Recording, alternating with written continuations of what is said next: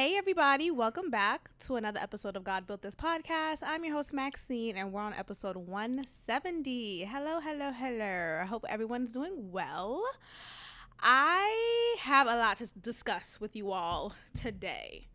What I want to start off with is this MENToo movement that I am advocating for. I'm kidding. Nah, fuck men. No. Definitely not fuck men. I love men. No, but I think there is a new movement happening and it's called MENToo. MENToo deserve to be listened to. MENToo deserve to not be treated unfairly in a relationship, and MENToo deserve to not get hit in a relationship or in a marriage, any type of relationship. So recently we came across to the news that Johnny Depp won his defamation suit against Amber Heard, his former wife, and she's also an actress. I'm not really familiar with her work. And honestly, throughout this case, I know it's been a live case that's been televised week after week, I think day after day. And it's gone on for 6 whole weeks. 6 whole weeks. Now, I think sometimes we get so caught up in this whole fast-paced society where if it's not done in 30 seconds, then I don't want to watch it, right? So I'm very confused at how well focused people were on this case, how everyone was so loyal to it, watching it, like literally watching a case procedure, a court procedure daily. They will watch hours of it. And I don't know how typically long a court hearing lasts in a case like this or in any case, but it was a couple of hours. People were tuned in, locked in. Of course, they gave their reviews because it's a commentary. Like, you know, this is a great opportunity to comment on what's happening. But my God, like I personally don't really care. Like, I didn't follow along. I heard of like the updates, of course, because of the commentary that surrounds this case and the fact that it's very prevalent on YouTube. Like, I couldn't avoid it. So I knew what was going on, but I never took time to really watch it, to lock in. Like, that wasn't at all a focus for me. But I am aware of the key points. And from what I've gathered is Amber Heard is a crazy bitch. Like, at the bare minimum, she is a crazy one. And, you know, her shitting on his bed and trying to play it off like, oh, it was a prank that gone wrong, or her throwing a wine bottle at him or towards his direction. That's like the claim that she's making. Like, I didn't throw it to you. I threw it in your direction. Like, nigga, what? What else? Like, her hitting him, like her literally hitting him. Now, there's been a time I didn't hit my ex. I didn't hit him. I just gestured an object near his face towards his direction. But it didn't land. So that has to count for something. If it didn't land, then am I really an abuser? Like, was this really a domestic violence situation? You know, I just think it's not that serious. It's not that deep. Like, I didn't pin him against a wall, slice his throat up, and chop him up into pieces. I didn't do that. But I did allegedly pick up an iron and almost swung it to his face until I stopped myself, actually. It was a moment of, like, reckoning. Like, we were... I remember I was in his house, and I was so upset because we were on the phone or texting. I think we wasn't, like, talking on the phone, like, verbally, but we were texting, I believe. It was so long ago. And I was just so mad because I felt like he was being dismissive and condescending, which he was. Throughout our relationship, there's been moments of him being a condescending dick. And being that he's 8 years my senior, And I was obviously younger then. I was not as established now, right? Just mentally, emotionally, all of that. So I still felt like though I wasn't his age or his level of establishment, he would talk to me in a way that was kind of downing me and making me feel like I don't know shit. Like, no, my experience matters. So that always grinded my gears in my relationship with him. And just in general, like, I don't like when people try to talk down to me like I don't know shit, which is why I really pride myself on knowing stuff. In case you haven't noticed, like, I like to know things. I like information. I like educating myself. I like suddenly picking up a hobby and then learning the skills needed to better myself in that hobby. Like, I like to be better. And I like knowledge. Like, knowledge is wealth. Okay, it's powerful. So I'm always the one who has the answer or who could figure out an answer quickly, and boom, I'm of your service. So I'm really that girl. And so at that time, he just was just like talking shit or talking down. I really don't know what exactly happened, but I was so mad, right? So we're not together at that point. Like, we were in a relationship, but we're not physically together. I'm in my home and he's at his house. So I decided, because I frequented at his house while we were together, and he was not too far away from my house. I decided to go ahead and drop on by. I decided to go pay that nigga a visit. Yes, I did. I decided, you know what? It's better if we talk in person. It's better if we argue in person, nigga. It's better if you feel the wrath that I'm feeling inside. If you see it from me, if you see it in live time, I want to talk. Like, and here's the thing with that. Don't ever do that, ladies. And men. Like, I think men do that too. I'm coming from my own perspective as a woman. But don't ever do that. I feel like if you transfer an online argument or a phone argument into an in-person argument, it could only get worse. Like, it doesn't, especially if you're dealing with someone who's not as mature as they could be in that situation and who's still a condescending dick. It's not gonna get any better, right? It's not gonna be like, oh, I'm so sorry for offending you, I love you. It's not gonna be like this embracing moment. No, it's going to be a moment of arguments, of strife, of anger, of calling people out of our names. Like, it's gonna be a moment like that. So don't do it. It doesn't get any better. It's a recipe for disaster, for real. Anyway, I still went, right? I still went to his house because I'm pissed. And it's late. Like, not late, but it's like almost 10 o'clock at night, and I'm leaving my house to go to your house to argue some more, but this time in person. Like, come on, like, what are we doing? But I did it. So anyway, again, I really can't remember what we were exactly arguing about, what I was mad over, what he did or said that made me feel so inadequate in that. Like, I don't know what exactly took place, but either way, I was just like so upset. Went over his house, and he's like, oh, hi, I didn't know you was gonna come. Like, okay, like, surprise. And I like bum rush inside. Just me, myself, and I. And at the time, so he's and I don't talk too much about him. Who cares? But the point is, I still went over his house uninvited in a moment of rage, and I used that energy to make things worse. So while we were arguing some more, I just picked up. Look, why is your iron lying around? Hello? Is the mic? Can we start there? Why is your iron not back in place? So I mean, some people are like, oh, you can't victim blame. No. Sometimes you gotta reflect. Sometimes you have to reflect and realize, hey, maybe if I didn't leave the iron out, Maxine wouldn't have, I'm just saying, I just feel like at the very least, put your shit away. Like, why is your iron out still? Why is your iron board still out? Like, why? Okay. Why is that out? There's no reason for that to still be out.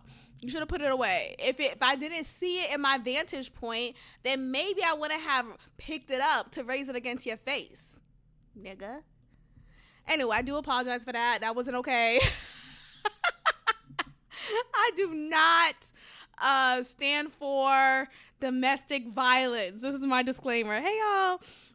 But anyway, Amber Heard is a little batshit crazy. According to what we learned of her throughout this court case and throughout her testimonies, her little small white lies, and her saying that she pledged the money that Depp gave her to this hospital, but records show that she actually never gave the money away to the hospital. And she's like lying on the stand saying I pledged it or I gave it. It's synonymous when it's not. Did you actually donate the money? She did not. So anyway, Johnny Depp was found innocent, and he won, I believe, 5 out of the charges. Again, I don't know the particular lingo, but he won more in the case than she did. She still came out winning $2 million. One case that she won was the fact that the court didn't believe Johnny Depp when he claimed that she purposely made their home look in disarray when the cops came, or prior to the cops coming, or while they were on their way. His claim was that Amber Heard was purposely making the house look more in disarray to support her claims that Johnny Depp was attacking her. And the court could not agree with Johnny Depp there. They don't believe that she did that according to the evidence or lack thereof. So that is one of the 2 things that she did win, that Amber Heard didn't win in that case. And that resulted into her winning $2 million. But clearly, you know, Johnny Depp won more with his $15 million. Now, you know, when they say these like numbers, they don't get paid the amount right then and there. They're not given a big check. I don't think it's even paid in full in the next business day. Like maybe something that's done in increments, or, you know, in a firm payment, a Klarna payment, paying for, right? Shout out to Klarna. But I don't really think it's like something that is done quickly. But I think it's just good to say, hey, look, we have a man here that has been proven to be a victim in the situation, and here's the records that show that and that support that. So this is what I am using to support the fact that there is a MENToo movement happening. And while this trial was taking place, you see a lot of people on the side of Johnny Depp. And it's not because, I think sometimes the idea was, oh, well, you know, he's this handsome hunk, you know, that was very much lusted over throughout his years in Hollywood, particularly in his earlier years when he was, of course, younger and fresher, and just like his hair and all the times that he was more of a eye candy. People were using, the idea was like, oh, women were on his side because of that. Now, I think that plays a factor, of course, but I also feel like Amber Heard did not really make it easy for us to support her as a woman in this domestic violent or emotionally abusive relationship that she claims. And she was painting herself as the victim and not taking much accountability or responsibility to the fact that she has victimized him as well.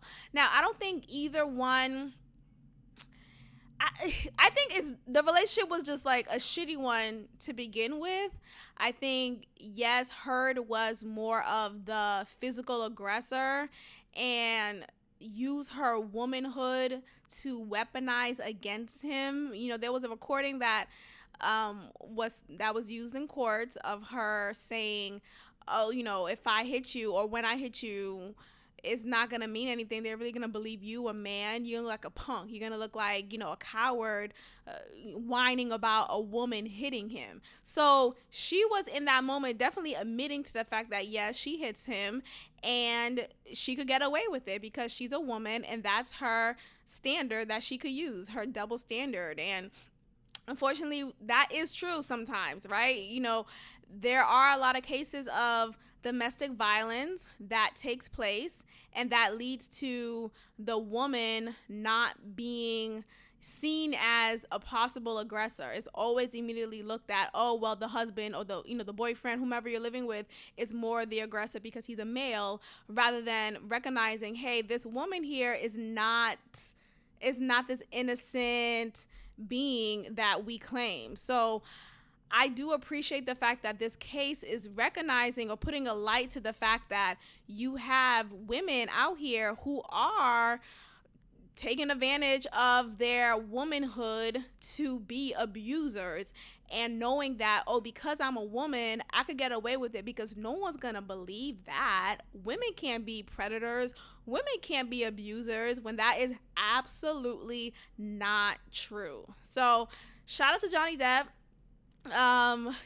Justice is served. Good for him.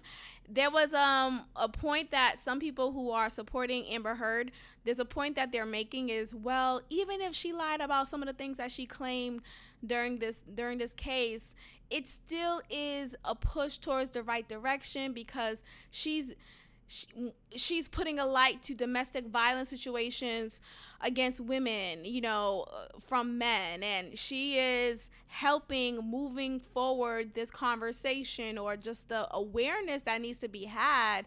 And I'm thinking, like, no, that's fucking bullshit. Like, why are we so quick to just undermine the fact that she lied? She's lying on the stand. She's been lying throughout their relationship, their marriage, and she hasn't been a peachy keen character here. Like, we have to focus on that and recognize people like her, women like her, who would claim the victim are actually the perpetrator. They're actually the ones that need to be stopped and needs to be reprimanded, because it's not okay. So either way, it's not okay.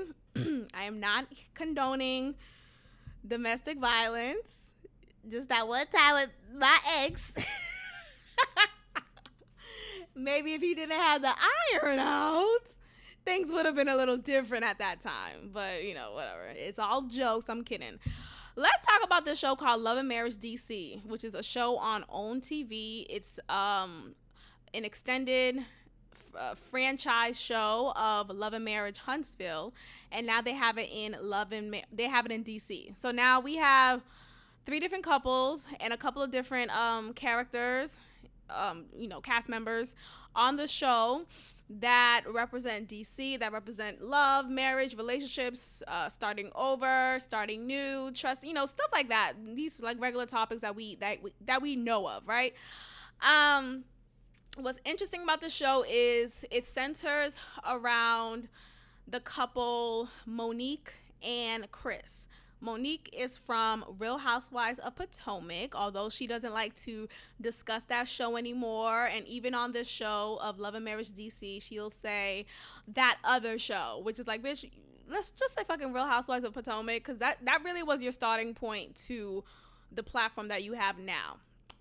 Anyway, the show is centered on her, but the irony here is that she is not interesting. The marriage is like, oh, we're gonna talk about their marriage, but it's just, I would rather watch the other couples than her marriage with Chris. Like their relationship is shitty.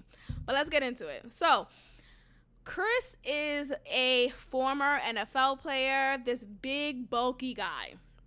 Now, since Potomac, since I met, on the TV, Monique on Real Housewives of Potomac, I always looked at the aesthetic of their relationship, and I just wondered, oh, okay, I wonder what she saw in him. Like, he just always came off like a dud, like, no, like, just kind of, like, just fucking dumb sometimes. And maybe that's just the reality of there are athletes who are there's an actual term for it, like a jock, not a jock, but jock means athlete, right? What I'm trying to say is there are athletes who are just fucking dumb, right? Like all they really have going for them is their athletic ability.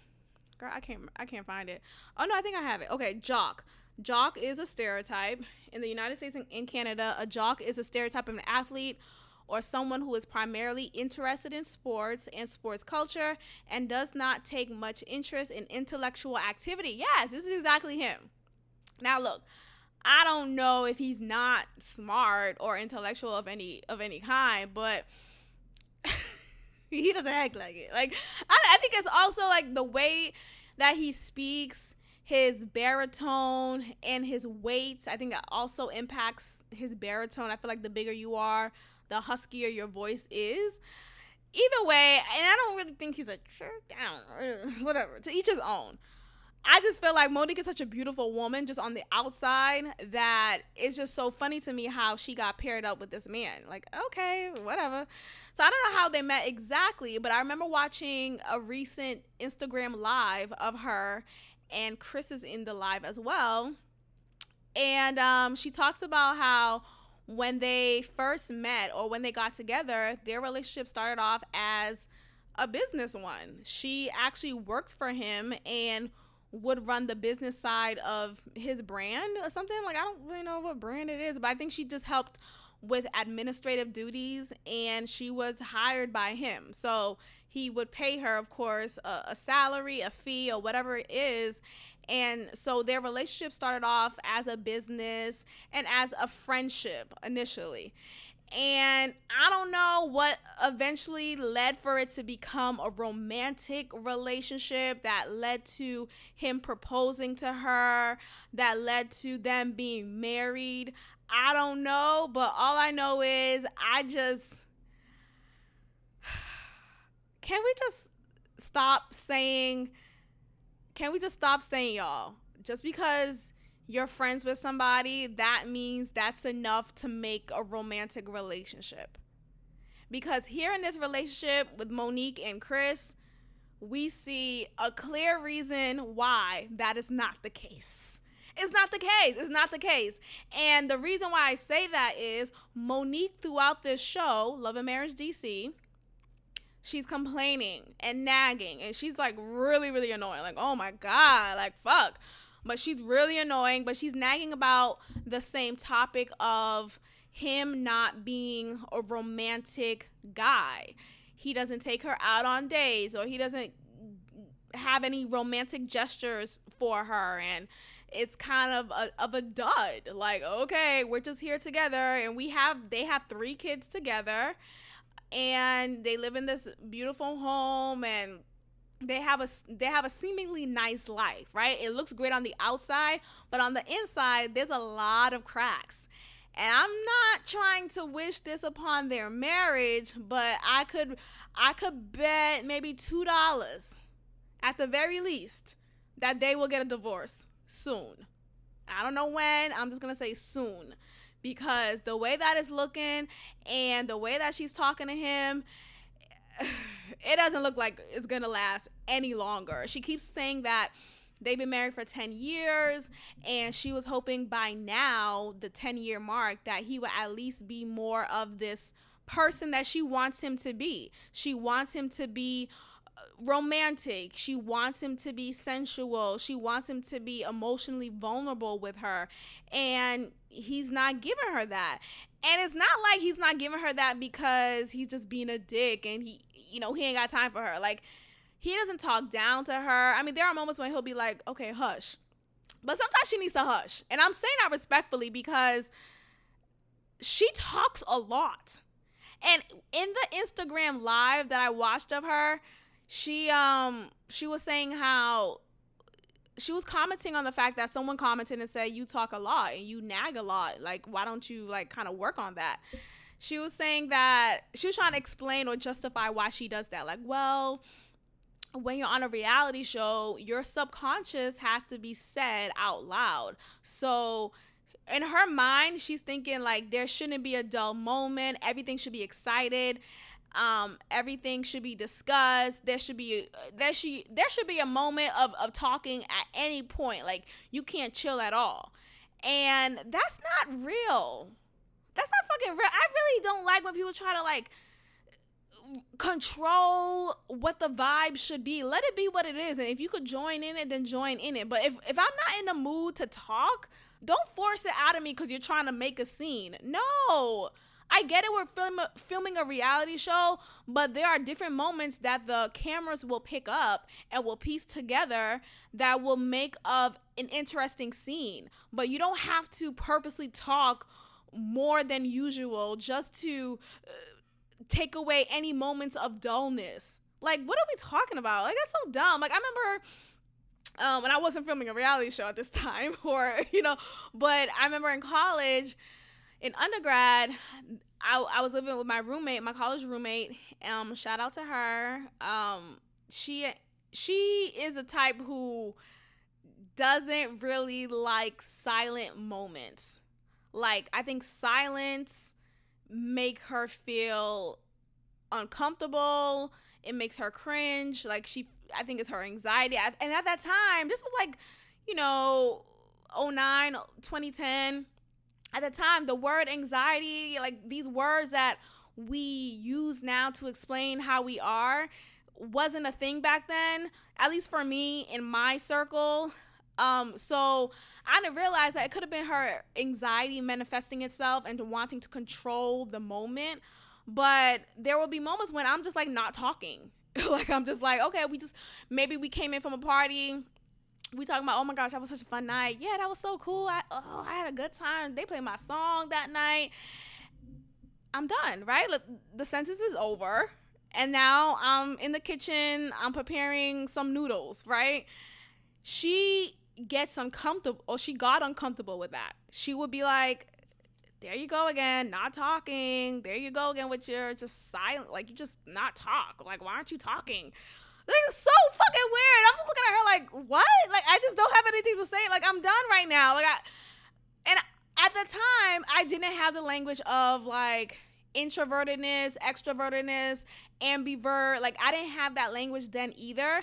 And looking back at it now, I see that there are moments when I'm extroverted and I'm like, I'm with people, I'm vibing, it's a good time.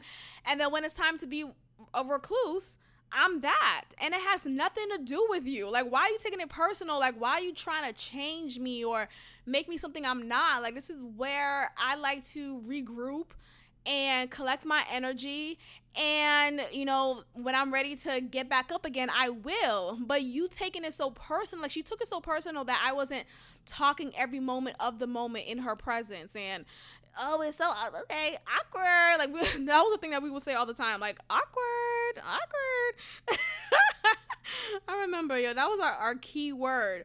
But damn, come to think about it, like, it's really fucking annoying. Like, stop trying to control the situation. And when I think about Monique from the show, she's a type to really control the situation and try to just regulate how you talk. Oh, you should do this right now. You should do that right now. It's like, girl, okay, I get it. You were on a previous reality show, but control yourself. Like, you don't know everything, and this is not how it always should be, or if at all. Like, this idea that you gotta talk at every moment of the moment is disingenuous. Like, it's not real. Like, you can't.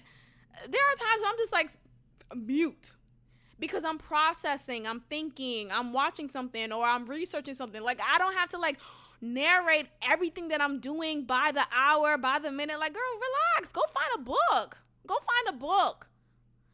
Oh, that shit was so annoying. But yeah, so that's what she said in her Instagram live, trying to like justify how much she talks.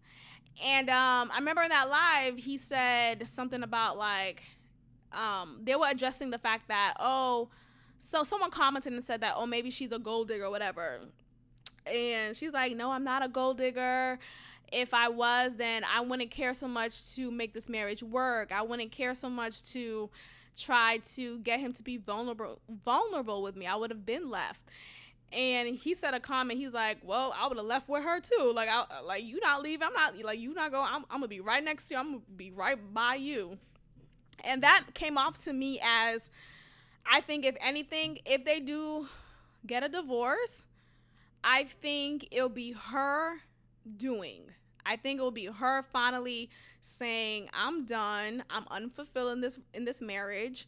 And, you know, I'm out. I don't think he will ever finally realize that they're incompatible romantically. Right. And she would say, like, oh, well, you know, we have a good time with each other. Like, we're friends. You know, we have a good time. Like, we travel, yada, yada, yada.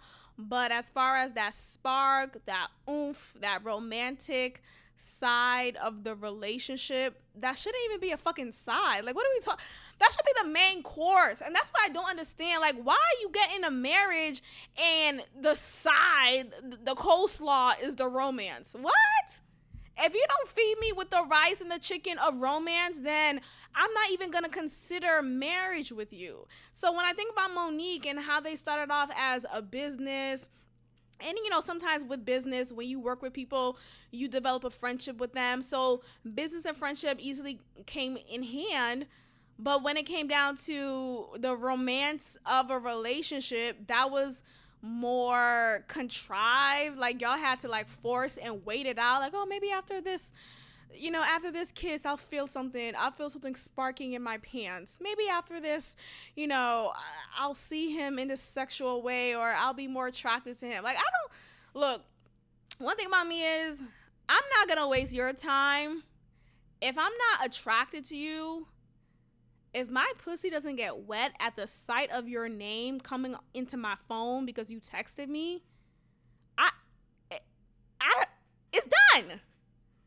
It's done. Like, there's no like, oh, well, just wait another date. Like, it's just the first date, or he's a good man, Savannah. I love that fucking quote from Waiting to Exhale. He's a good man, Savannah. No, but, like, and that quote has nothing to do with, like, you know, attraction. Anyway, getting back to what we're talking about. I cannot, like, that's the first thing I gotta feel from you. If my pussy doesn't get wet, it's over. That's not, oh, well, at least you have to look. And I'm a sapiosexual, you know, because I do enjoy great conversation, you know, being stimulated by you mentally, all that stuff. If you could keep up with me, like, if you could keep up with me mentally, okay. But you could keep up with me and I could still not be attracted to you, right? Like, so attraction is really first, or it really goes hand in hand, because even if I am physically and sexually attracted to you, but your mental headspace is weak as fuck, like, you're really a dodo, you're a Democrat, you're you know, you're a BLM, you fall for the propaganda every fucking time, you just a dumbass nigga. I'm not going further with you.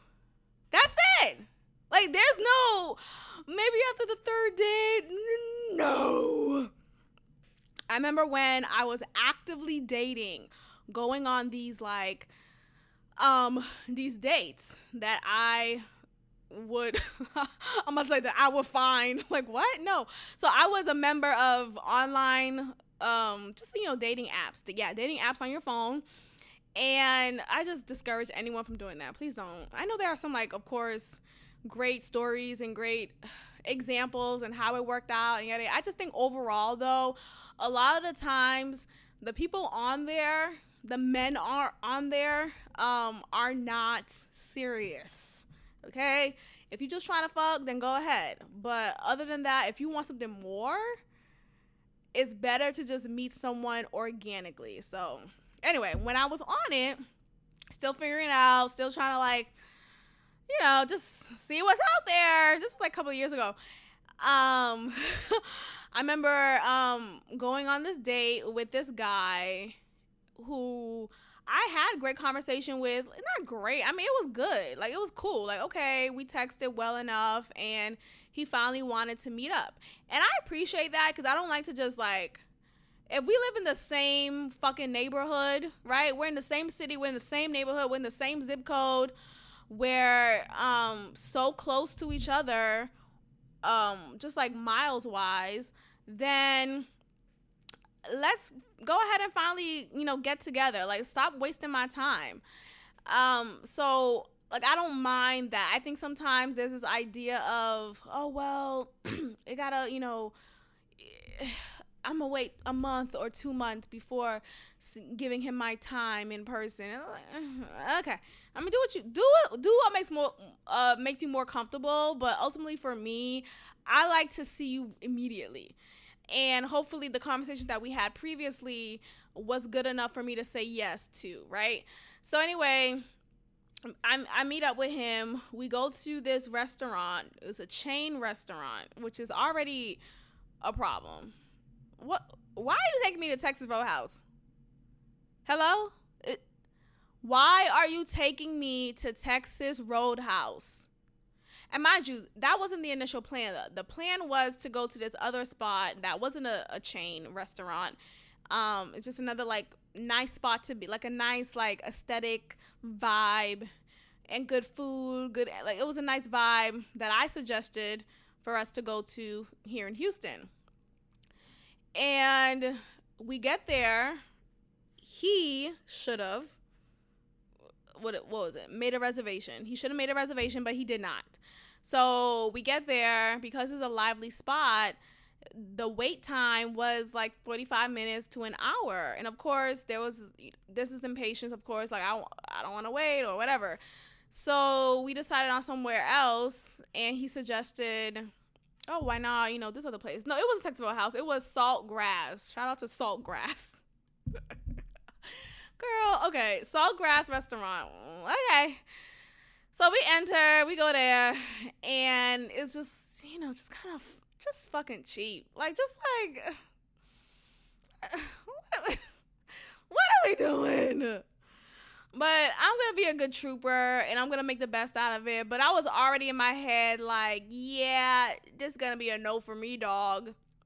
But what initially made me say it's going to be a no for me, with dating apps, right? You obviously can't see the person in person. You can only judge them based off of their pictures, based off of the profile picture that they have on the app, and but so many pictures that they include in the app. So it's really a filtered, constructed portrayal of this person. You don't really get to see them in person and see, are they really 6'5"?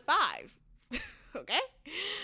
So when we got to the first spot, and I got out my car, and we happened to arrive at the same time. No, he did not pick me up, and that was fine. I get it. It's a date that took place because of an online situation. That's fine. So I didn't hold that against him. But anyway, so we got there together, happened at the same time, and I get out the car, and I have I can't remember what I wore, but I do remember wearing heels.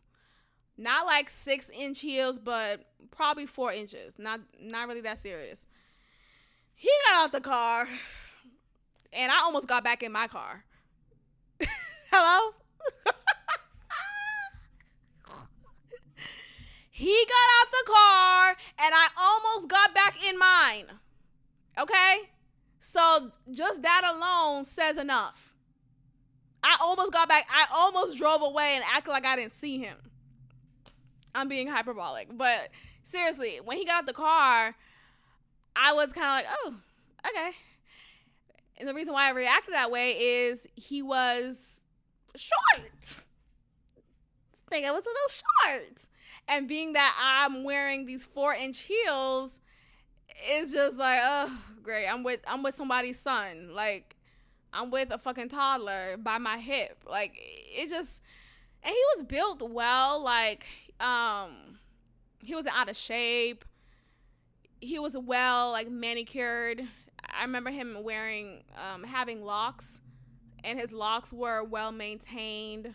So I'm shooting him some bail, but he was short. And you may ask, well, on the app, it discloses the height. It does, but I think it did say 5'8" or 5'9". I think it said either 5'8" or 5'9". I wasn't under the impression that he was gonna be like 6'2" or whatever, but I don't know. I think 5'8", 5'9" still shouldn't be that much of a difference for someone like me who's 5'5". I am 5'5", and of course wearing those heels, I'm 5'9". I still felt taller than. I still felt like I was walking my son. Okay? So immediately in my head, I'm like, yeah, this is going to be a one-time done. One-time done. But being the trooper that I am, I'm not going to just like say, hey, I got to go. I got an emergency. Like, some bullshit. Like, it's crazy. Oh, but anyway, we went to Saltgrass. Just saying that is funny. Yeah, so we went to Saltgrass. Not even a cheesecake factory. They don't even really have cheesecake factories here in Houston. Not as much as they do in Boston. That's so interesting. Like, there's only one that I know of in Houston, in the radius that I'm in, at least, at the very least. But that's the only one that I know of. That's so weird. Anyway, we get to Saltgrass, and we're talking. It's good. It's good. Like, it's cool conversation. It's fine. Like, okay, cool. So I can have a fun time with you, type of thing, I guess. Or I can make the best out of this moment and not be bored. I remember one conversation we had. I was like talking dog shit about Jamaican food. I was like, yeah, their rice is mad mushy. I'm just talking. No offense. Sorry, Jamaican listeners. If you are a Jamaican listener to this part of the podcast, I'm just saying. Okay. At that point in the conversation, we were rating Caribbean food, like which Caribbean food is the best. And of course, me being biased, I guess, but Haitian food is really that girl. Like, you really can't compete. I just finished making goat, like literally right before I started recording. And I'm that girl. Like, I'm really the bomb. It came out so well. And there's 2 ways to make Haitian goat. Haitian, like the goat's Haitian. No, but like, you know, the Haitian recipe for goat. You could either have it fried, or you could have it just unfried. Like, you boil the goat, and you put the tomato paste to make, you know, the sauce and stuff. You could just have it like that, like that, you know, without the fry. So there's 2 ways to do it for that's typical within the Haitian culture. And this time I just did it without the frying, because I first wanted to just do it regularly, or, you know, without the frying, to see how it turns out. It turned out really, really well. And 2, I didn't have the canola. I didn't want to use like my really nice extra virgin olive oil for the frying of it all. And I didn't have time to get canola oil, because that would have break up my like cooking time if I would have leave my apartment. But it's just too much. So I didn't end up doing that. And also, I like to have pickles. If we're gonna fry, like have fried food, like button pizzy, you know, fried plantains, for those who may not know, that's button pizzy. If I'm gonna have all that, I need to have pickles. Which is spicy coleslaw. It's the Haitian recipe for spicy coleslaw. And I just didn't have all that. So I'll do the goat again. I'll cook the goat again. And the next time, or whenever I do it again, at whatever point I decide to fry it, I'm going to have the other items needed for that successful fry experience. Why did I bring that up? Okay, anyway, I was saying Haitian food is really the bomb. Like, it is better than, and I'm like, yo, it's better than Jamaican food. I was kind of going in on Jamaican food because I don't like the way y'all, not to say y'all are Jamaican, I don't know, but I don't really like how the rice is in Jamaican food. Like, why is it mushy? I'm not a fan of mushy rice. I don't know. I like that grainy rice. I like it to be separate. I don't like for it to feel like mush. Like, why am I eating mush? What is this? So I was just going in, and come to find out, this nigga's Jamaican. And I'm like, oh shit, I didn't know. And then we laughed about that. It was a good conversation. He's a good guy. I don't remember his name, but I'm sure he's a good man, Savannah. But I told him after the date, I texted, because he texted me, and he said at the end of the date, Like when he walked me to my car, we went our separate ways. He was saying how he would love to do it again. And I said, yeah, knowing that I wouldn't. So I ended up texting him like as soon as I got home, and I said, I had a great time with you, but I don't really see this going further. So, that's it, basically. Oh, I didn't say it like that. No, what I said was, from what I could remember, let me try to get it as much as I can. I was just saying how, thank you, I had a great time with you, but I don't feel that's what I said. I don't feel a romantic connection with you, so I don't want to continue this any further. And that was that.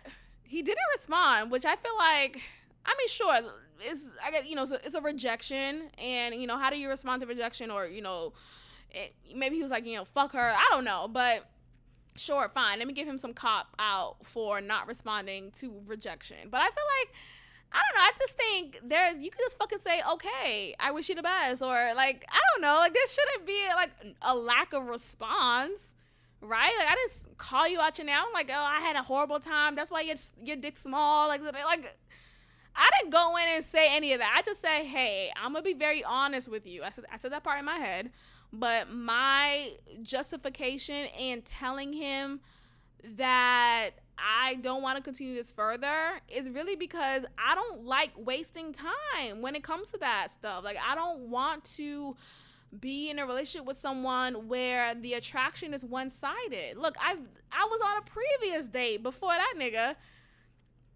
and the guy was definitely on the spectrum. Now, look, I'm not a special education certifier who could give that diagnosis with, professionalism, and it's, legit. But when someone looks a certain way, you kind of know, right? And I'm not saying he had Down syndrome. There's a particular look for Down syndrome. But all I'm saying is he definitely had Asperger's. Hello? Is the mic on? He had Asperger's. He was on the if it was autism, Asperger's, it had to have been one of them. Now, I don't know if he was born that way or he ended up becoming that way because he was in the war, in the army, in the war. I don't know. Well, he was in the army for a couple of years. Trauma with that. Shit, just like, okay. But either way, there was something about him that was just very much undeveloped. Anyway, I talked about this like episodes ago, like probably like a year or two episodes ago. So go back, or if you a down ass listener from back then, what I was talking about and why I said what I said. I just can't. I don't want to get into it right now because it's not the point. The point is I wasn't attracted to him physically with the Asperger's guy, and I wasn't attracted to the Jamaican guy. None of that made me feel hoo-ha. Like, it wasn't none of that. Not a one. And for that, I'm grateful. No, I'm grateful because I am in tune with my body, and I'm not going to just settle just because, he seems like a good man, or the conversation's nice, or, he picked up the check on our date. Like, what? Obviously he should. Look, and that's just bringing it back to Monique and Chris from Love and Marriage DC on OWN TV. Monique clearly is not attracted to this man. Chris, on the other hand, is attracted to Monique. Obviously. Why wouldn't he be? Bitch, I'm attracted to Monique. Like, I just, you see someone beautiful, of course you're attracted to them, whatever. That's a joke. But, Chris is the one in the marriage who is having this one-sided attraction. She, on the other hand, she just make it do what it do. She had his 3 or 4 kids and invested 10 years with him. I think this is a way for her to get the fuck out. I think they probably signed a prenup because, of course, he's a former NFL player, and that was just the smart thing to do. And maybe in the clause of the prenup that after 10 years, she is afforded half of what he earns gross income. And because of that, that was probably a motivator for her to have stayed in the marriage for as long as she did, and for as long as she's in it right now, right? But yeah, so she gave that nigga, I'm saying gave like it's past tense, but look, they have 10 years under their belt as a married couple, and they have children together. So either way, if she were to divorce him, I think she'll be good financially. And I really see this as a next play. I really do. And it's unfortunate because the show is centered around them. So like, how does that, I don't know how it works out if one were to get a divorce and you're the center couple. I mean, we see how it worked out with Mel and Marcel from Love and Marriage Huntsville. But either way, I think when I think about Monique and her wanting Chris to be more vulnerable and, you know, why aren't you on the same wavelength as me? Like, she's getting on his case, and it's making her look like just a horrible person because she's always nagging at him. Like, she shows a lack of appreciation for the type of man that he is, and he takes care of home. Like, he said he doesn't have, like, he said a funny comment during one of their confessionals, and he was saying how he's a good man. He doesn't have any babies coming to their door, you know, and what he means by that is, you know, any outside babies or whatever. He takes care of home. Their family is never without. Like, they're good, but it's the emotional aspect, is the romantic aspect, and they're saying emotionally, so like there's a lack of emotional connection. So bitch, why did you marry him? And from what I'm gathering, it seemed like it was never really there. So like when they got married, you know, it stemmed from a business relationship that turned into a friendship that somehow turned into a romantic relationship. Okay, how? So she was like making it seem like she never really had that with him, and she was making it seem like, well, hoping up until the 10-year mark that it would have been changed or things would have been better the way that she wanted them to be. But that's not the case. And it'll never be that case. And he'll say things like, you know, I'm gonna get it together. You know, I'm a hike up the romantic part of our relationship. And I even hate that type of comment. Like, what do you mean you're gonna get it together? Like, you've been saying this how long? Or like, what does that mean? You're gonna carve out date night and that's gonna spark up some, like, date night really doesn't spark up anything. If you really want to be keep it a bean, like if you really want to be frank, I really believe that no matter how many times we go out to these romantic date nights and we check out the latest, trendiest restaurant, if I don't feel a romantic connection with you, it still doesn't matter. Like, it doesn't matter. It doesn't change anything. Like, oh, well, we took a nice picture at the MENToo, you know, with our nice outfits on, but I still don't feel romantically attracted to you. There's nothing you could, like, hello, sir, there's nothing you could do. There's nothing you could do. It's done. My pussy is dry, and my body is enough. My body tells me enough that I need to know. So, going back to those two niggas I went out with, my body was enough. I was like, yeah, I can't see myself kissing this nigga. And thankfully, we never kissed. Because, you know, sometimes you just be like, oh, I'm not attracted, but I'll fuck. You know? Am I wrong? Hello? Am I wrong? I may not be attracted to you, but I'll fuck. Right? Because, I don't know, I'm lonely. I want company. You seem like a nice guy, right? You convince yourself these things, like, I'll just fuck, and it's been a while, right? But thank God I didn't fuck any of them. I didn't kiss any of them. I didn't let any of them get close to me. I think I just hugged them at the very least and at the very max, right? The very maximum. That's all we did. But yeah, I didn't do anything further with any of them because, again, the romantic interest is important for me. If I don't feel that for you, then it's gonna be what it is. Nothing more. So yeah, I think she married him, I think, with this hope and this idea and this fantasy that she'll be more attracted to him and he'll be this shining armor that she needs him to be. And she is rudely awakened with the reality that it's not. Like, you knew who you married before you married him. You knew who you got into a relationship with. You knew who you had a child with and 3 children with, 4 children with. Like, he is who he is. And it sucks because I think Chris is a good guy. Like, I don't think he's like an asshole or anything like that, but I think, ultimately romantic attraction, sexual attraction, emotional attraction, I'm saying all of that together, all of that matters. And if any one of them, especially if all 3 of those factors are absent, then what are we doing? Like, what are we doing? Wasting our time? We're together in this marriage for what? Yo, let me tell you something. So I was at a gathering. I was at a gathering not too long ago. And I'm going to try not to be specific in what I say because I don't know who's listening. And I don't know who could paint the picture. But, it's my platform. I'm going to say what I want. And it's to the point of what I've been talking about. So I'm at this gathering. And it's a group of us outside. Or just in a particular location. Be too specific. But where it's a couple of us talking.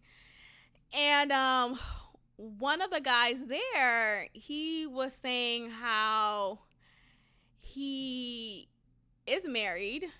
He's been married to his wife for a couple of years. They have children together.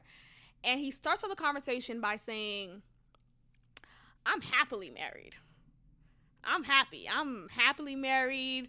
Da da da da. And immediately I was like, this nigga's not happy.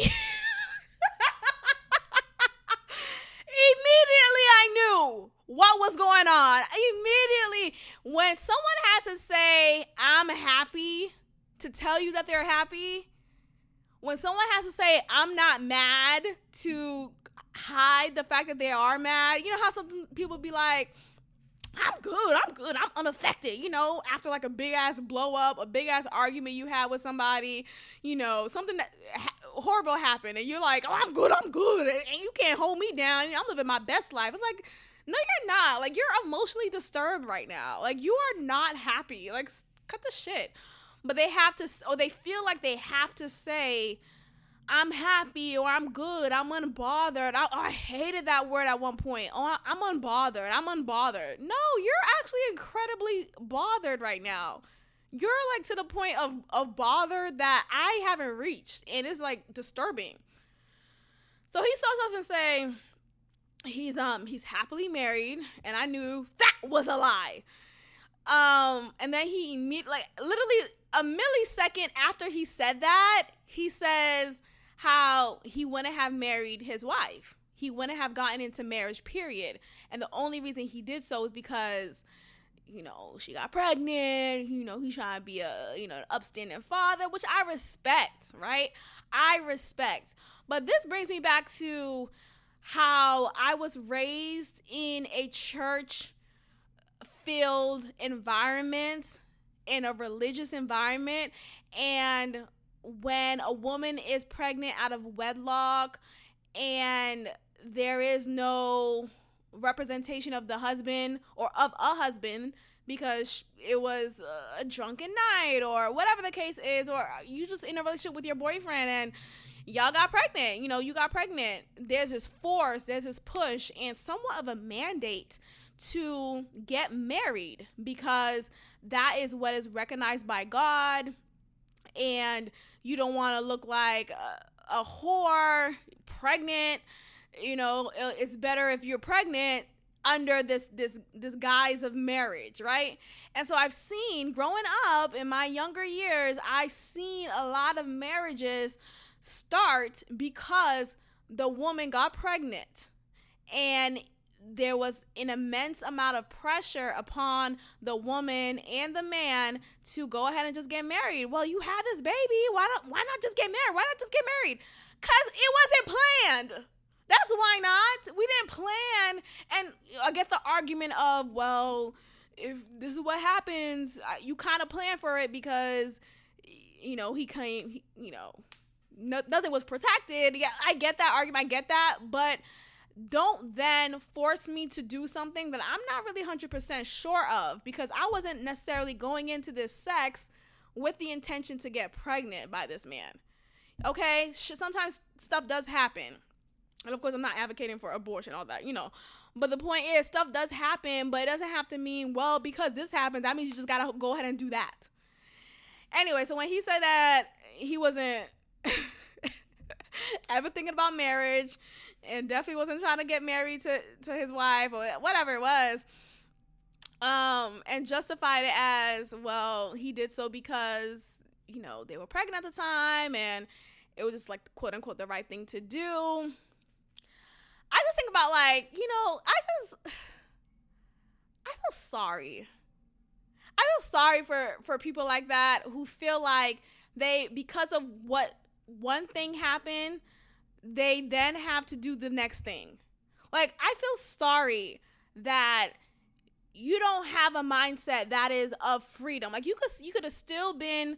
Here's the thing. I think if you really wanted to marry that person, and I'm taking it off of this guy in particular, but in general, if you really wanted to marry that person, how about you wait a year or two after the child is born, and then really evaluate the relationship and see, oh no, I really still love this woman. I want to be with her. I only see her, yada, yada, yada. Like, sometimes we get the whole fatherhood and motherhood thing so blinded in our mind that we think that, in our sight, that we think, oh, well, I have to do the next step in order to ensure that I'm this effective father.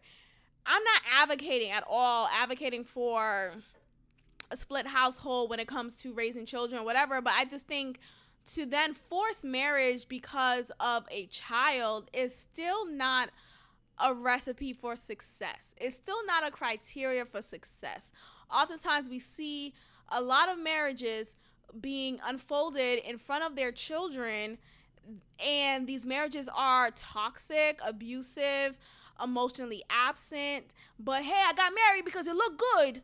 Like, it's about the optics. Oftentimes we get so caught up with the optics of things that we don't recognize, hey, what do I really want to do?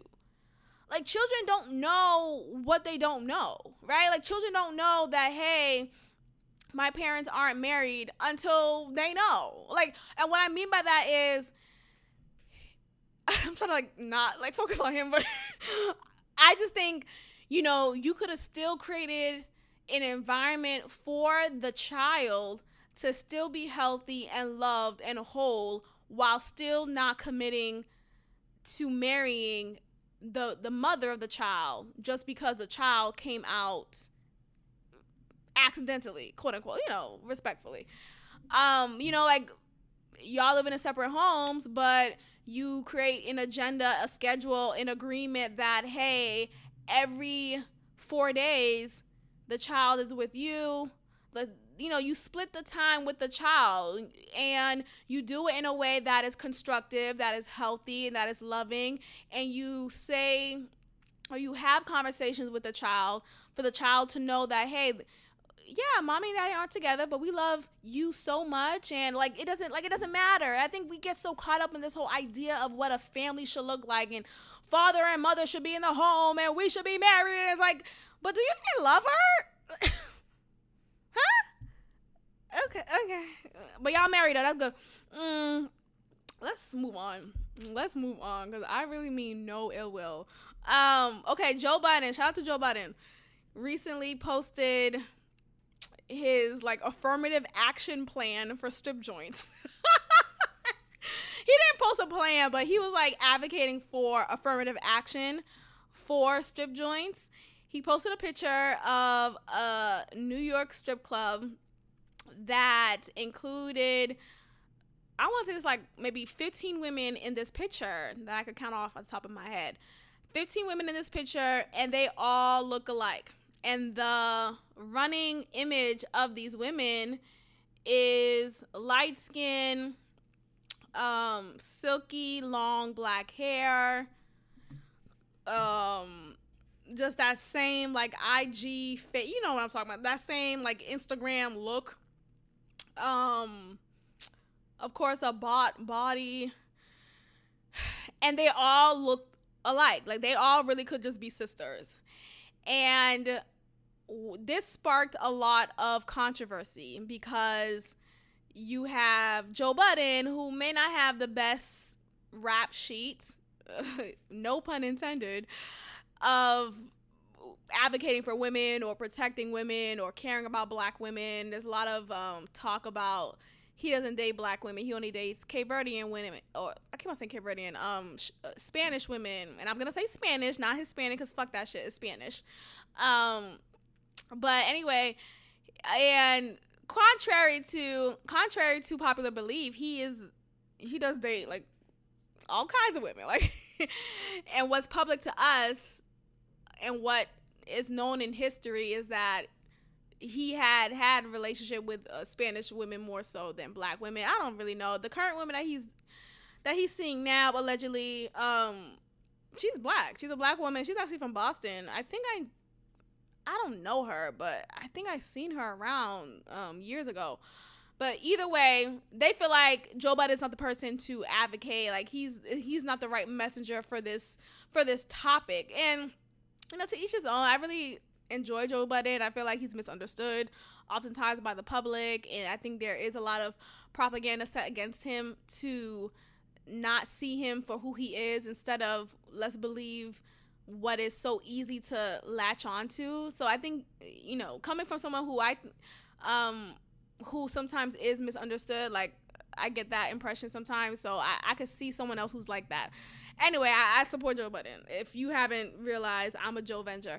But anyway, aside from that, I think his message is still something that needs to be discussed. So he said here in his picture, NY strip clubs, not only are you not hiring black women, but you're purposely hiring the same exact girl. Your promoter having a type is gonna lose y'all money this summer. This is disgusting. Not the girls, the optics. And that's exactly what it is. I think, we live in a time when optics really do matter, and it really tell you if this environment is diverse or if it's not, if this environment supports blackness or it doesn't, and this picture optically doesn't look good. It really doesn't. It doesn't affirm or encourage for black strippers to work here, because they don't look the type. They don't look like this aesthetic. So I think his point still remains, and it's something that should still be discussed. Why is there more of one type of stripper represented in the strip joint? Why can't we see a multitude of different women, different body type? I'm not saying I have a big bitch, whatever, but I'm just saying, like, why can't you have women who come from different backgrounds and who are of different skin tones and different hair textures too? Like, shout out, like, I want to see braids in these girls' hair. Like, all their hair is silky, straight, and long. I want to see a 4C hair girl. I want to see a kinky afro texture girl. I want to see a darker skin girl. I want to see a caramel skin girl. I want to see a short hair girl. I want to see a pixie cut haired girl. Like, I want to see all of that. And the fact that is not represented, and Joe Budden called it out, is something to be said here. Now, I don't frequent at strip clubs, and I'm not at NY strip joints either, so I don't know it firsthand. But being that I am a Joe Venger and I watch his content pretty regularly, I know that he is a frequenter at these NY strip clubs. Like, he knows what he's talking about. So I trust his judgment, and just judging by this picture alone, optically, it doesn't look right. Now, it's not to say that these light-skinned girls shouldn't get a job. Like, F them, stop supporting them. That's not the point. The point is, why isn't diversity had here? Like, who's the HR? Hello? Who's the HR manager? Where's the human resources department? What's going on? Let's go on to John Gray. My God, this nigga cheated again. or emotionally cheated. Let's that's what he will say. It's not that bad, it's not that bad, I didn't fuck her, but we just had a texting relationship. Like, he'll say that. But John Gray, for those who may not know, is a pastor. He started as such from his mentorship under Joel Osteen here in Houston, Texas, and he took that following of his and started his own church in North Carolina, somewhere in the South. I think his church is called Redemption, some shit. I don't know, respectfully. But either way, John Gray is caught up in another scandal. And I say another because this has happened twice or three times before. And I talked about it here on the podcast. So y'all, if you listen then you know. But this is definitely a thing in his behavior that continues, that repeats.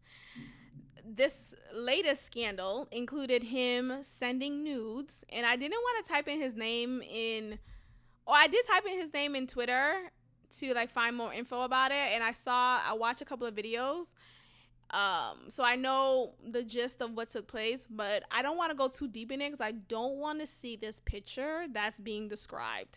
But from what I've gathered about the nudes that he sent to a stripper, allegedly, is that he's laying in his hotel bed and he's wearing his robe. And John Gray is a man of a particular size. He's a little bit bigger, and he's a little bit bigger. And he has a stomach. He has a stomach, and he has these chicken legs. It's very interesting. So he's laying down in the picture. This is what I'm watching from what someone is describing. I didn't see the picture, and I don't want to see it. So I'm not going to go further in my investigation. I'm just going to go off of what was described. And what's described is he's laying on his hotel bed, and he's wearing his robe, and he has nothing on from the bottom. So his dick is out, and he's playing with his dick. And being that he has a bigger belly, you gotta have to kind of move around the stomach to get the dick. You get the picture. So he's playing with his dick, and he's showing his stripper friend what's going on and how he's happy to see her soon, and he wants to see her soon, and this is what he will do when he see her, and yada yada yada. And it's so gross to talk about it because it's oh, yo, you're a pastor. And I'm literally imagining it right now. So this is a visual that I'm sorry that I'm even describing it to y'all, because you probably don't want to envision it. But the point is, you have this pastor doing all this, and allegedly he has a micro penis. Now look, I think there's a biology to men who have small penises. I remember watching an episode from the Joe Rogan Experience, and this woman who's a doctor, I believe, she was on it, and she was saying how plastic is basically evil. It does a number to the body. It messes up with your development, your organs, your health, your just everything all together. And if a pregnant woman is eating from plastic containers, is drinking from plastic containers, is using the microwave to heat up her food very frequently, she's doing this very consistently throughout her pregnancy, it could impact the child that she's holding negatively. And the penis size is a result of that, amongst other results, but it impacts the growth of the penis because of the amount of plastic intake. That's what I've gathered from what she said, from what she actually said. So that may be the reason, because I think that's a sign. Why what happened? You know what I mean? How do you how do you grow in other areas but you stop growing there? There's something happened, something's wrong. when you think about short people, small people, because I think midget is not the appropriate way. I don't know, fuck it, midgets. They have, or at least it looks similar. It looks normal. Like, it doesn't look like a small dick. It just is well proportioned with their size, right? So if you take a midget out of the picture and you have a full grown man and he grew in every other area, his legs, his arms, his face, his chest, but his dick is really small, it's a micro penis, like, something happened that was terrible. Something happened. So I think that's an explanation to his micro penis. And I'm really being, like, stop laughing right now. I'm being serious. But so this information is shared now, and the scandal is out for the public to devour, because the stripper, of course, told Tasha, I'm not gonna say her full name, but whatever, but told these, like, reputable YouTubers and these news outlets, these blog outlets, and she's producing the proof, of course, with this picture that he foolishly sent her. And it just looks so bad. And recently, after this has been shared to the public, John Gray shared a cryptic video of basically feeling like he's in a dark season in his life, and that he has contemplated suicide ideations. And here we go with the suicide trick. Shut up, nigga. Like, just stop. Just fucking stop. Just tell your wife you're not ready to be a husband anymore. Divorce. And figure, maybe, go fuck a couple people until you get it out your system. I don't know what it is, but, like, just, like, stop with this shit. Like, oh, I'm such in a dark season, I'm gonna go kill my... Okay, then go ahead. Hello? Go ahead. Like, stop. Like, stop using suicide ideations as a way to justify your bout of infidelity. Like, shut the fuck up. I have no sympathy for it. But, yeah, I just think it's really unfortunate. I think with John Gray, I think he has... something's going on. I know that he talked about when he was younger, he was molested by a man, and when he was 6 years old, he was very, like, graphic when he told this story, which, it's heartbreaking, of course, but it's unsettling, of course. So anyway, he described how when he was younger, when he was 6 years old, he remembered being molested by this guy. I don't know how far he went with the molestation. Like, I don't know if he was sodomized or whatnot, but I know a part of that molestation included the older man taking out his dick and peeing in John Gray's mouth. Yeah, I'm so sorry I said that to y'all. I'm so sorry. This is hard to, like, grasp that, but I'm just giving you guys some context, okay? That's what happened to him when he was 6 years old, and that is heinous. It's horrendous. It's heinous. It's disgusting. So I don't know what else took place during that event in his life, and of course that leaves a trickle of trauma that you unpack as you get older, especially if it's not properly handled or settled in therapy. But I think ultimately, though, at one point, and I'm trying to say this in a way that's sensitive, but he's in his 40s now. He has 2 children. He has a wife. I just want to know, at what point do you stop talking about what happened when you were 6? I just want to know. Can someone just tell me that? I just want to know. I'm saying this really respectfully. I'm wondering, at what point do you get out of that mindset of being victimized and you choose a better life for yourself? I just want to know. And again, I'm trying to say it in a way that's not insensitive, and I think it's going to come off insensitive regardless. But again, like, I have understanding of something like this, not in that graphic display, but, I think, and I'm saying this again as respectfully as I can, but it sucks. But what I'm about to say right now is molestation is unfortunately so fucking common. Like, I can't find someone who hasn't been molested in some way. In some way. Right? Whether it was a full-on rape, or it was inappropriate touching, or, whatever it is. But unfortunately, especially during that time, you think about it. Like, he was growing up in the 70s or in the 80s.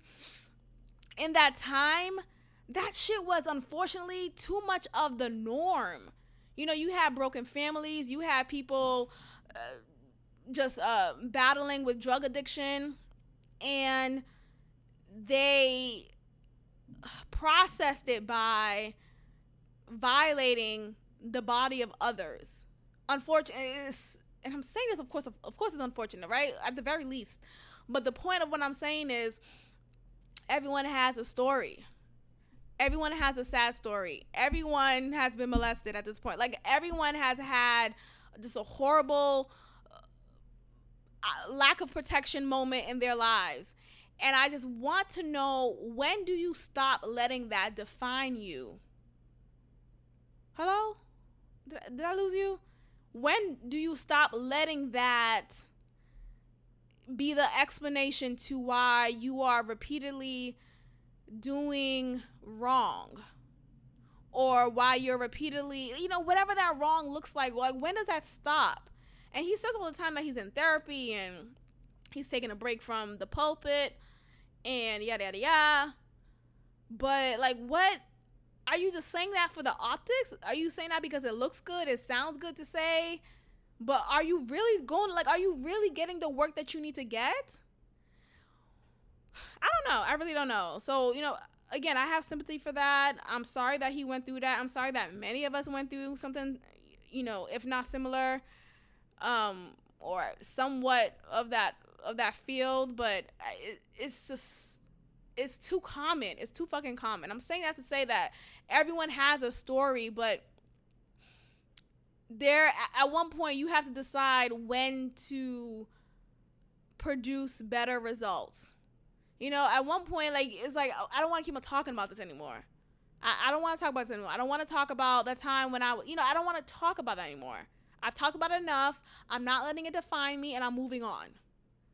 So I guess my point is, when do you decide to get out of that dark season? When do you decide, hey, you know what? I deserve better, or I want better for myself. When do you decide that? And stop saying, oh, it's because when I was 6 years old. It's like, okay, I'm sorry that happened to you, but when do you get better? I don't know, so God bless him. I really do, But he said that he's been in therapy, and this is not the first time he stepped on his wife, and yada, yada, yada. And he said that he's been getting work on himself.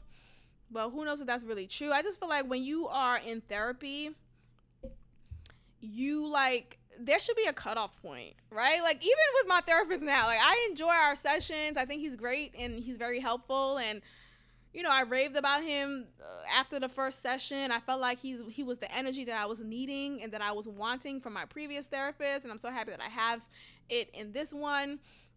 But even I know it's been only 4 or 5 sessions, but I'm ready to wrap this thing up because I got it. And I'm saying that respectfully. I got it now. Okay, thank you for educating me. Thank you for calming me down. Thank you for these tools that you're giving me. Thank you for teaching me how to be more rational in my thoughts. Thank you for teaching me how to not ruminate in my thoughts anymore. Thank you. Okay, I'm ready to move on. Okay, enough. At the end of the therapy session, he's like, okay, so when can I see you again? And the last therapy session that we had was 2 weeks ago, because I have it every 2 weeks or so since I started with him. And I'm thinking to myself, I'm like, damn, when do I tell him, okay, that's enough, or I'm good for now, I'll call you when I'm ready? When do I tell him, hey, I think I had it, I think you cured me, sir? I don't know, is that weird? I don't think you should always be in therapy. I don't think you should be therapy for 5 years. I don't know, maybe there's a breaking point when like when it's over. And maybe I'm just talking too soon. I don't know, but I'm just very much, I like to handle shit, right? Like I like to find the answers. I don't like to be so dependent on, I know that's literally his job, right? Like to help me. But like, I got it. Right? Maybe I should talk to him about this. I don't want to sound offensive. I don't know. I'm really saying this respectfully. Or maybe I should like schedule it at a longer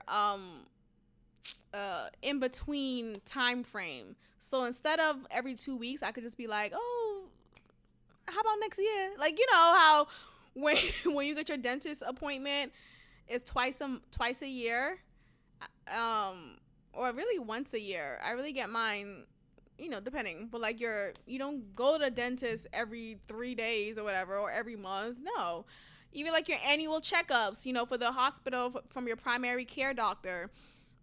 You don't go to that person. You don't go to your doctor every 3 days. You go once a year, if you go. So that's really how I'm feeling about my therapy session. And when I think about Pastor John Gray, I think about like, oh, that's what his show's called, Relentless. He's relentless. He cheating on his wife. But I think with John Gray, you know, look, that level of trauma, I'm sure it takes more than 4 or 5 sessions. But like I said, he has been cheating on his wife for years now. It has been publicized to us for years now. And he has said at that time, when it was first publicized to us, that he's in therapy, that he's getting the work done, and yada, yada, yada. So it's been a couple of years now. At what point are you ready to graduate? That's the point. That's all I'm saying, y'all. At what point are you ready to be like, you know what? I'm good. Thank you so much for your help. I've grown so much. My thinking is different. My mindset has grown. I have a growth mindset now. At what point do you say that? I don't know. God bless. But, you know, again, my heart goes out to him because trauma is hard. It's hard to process. But I just want to encourage him and other people like him who's been through trauma, who continuously let that trauma replay. When are you going to take the tape out of the recorder and crush it? When are you going to change the channel? When are you going to get a whole new TV? Like, you can move on. It's okay. Like, you don't have to keep talking about what happened to you when you were 6. You don't have to keep talking about what happened to you when you was 13, when you was 4. Like, I'm sorry that happened to you.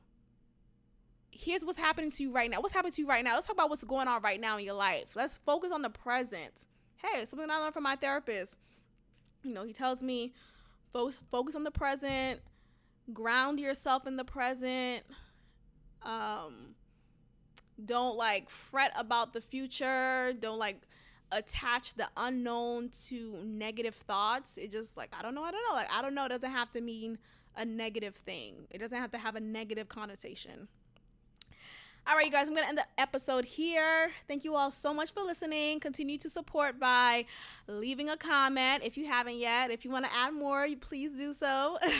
Making sure that you have rated this podcast on whichever platform you're listening on. So again, we're on Google Podcasts, Spotify, Apple Podcasts, and Anchor. So be sure to leave a comment and a 5-star review if you're so kind. But if you enjoy this content, if I've made you laugh at any point or throughout the points of this episode and previous episode, then I encourage you, I think you're gonna go ahead and leave a 5-star, right? A 5-star seems pretty understandable, pretty applicable here.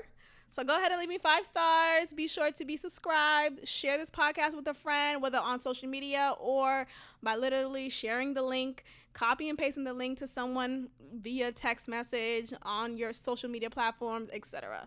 So I will check in with you guys next time. Peace. Thank you for tuning in to another episode of God Built This Podcast with your host, Maxine. Be sure to leave a review, give me 5 stars, and of course, subscribe. Also, follow God Built This Podcast on Instagram at God Built This Pod. God bless.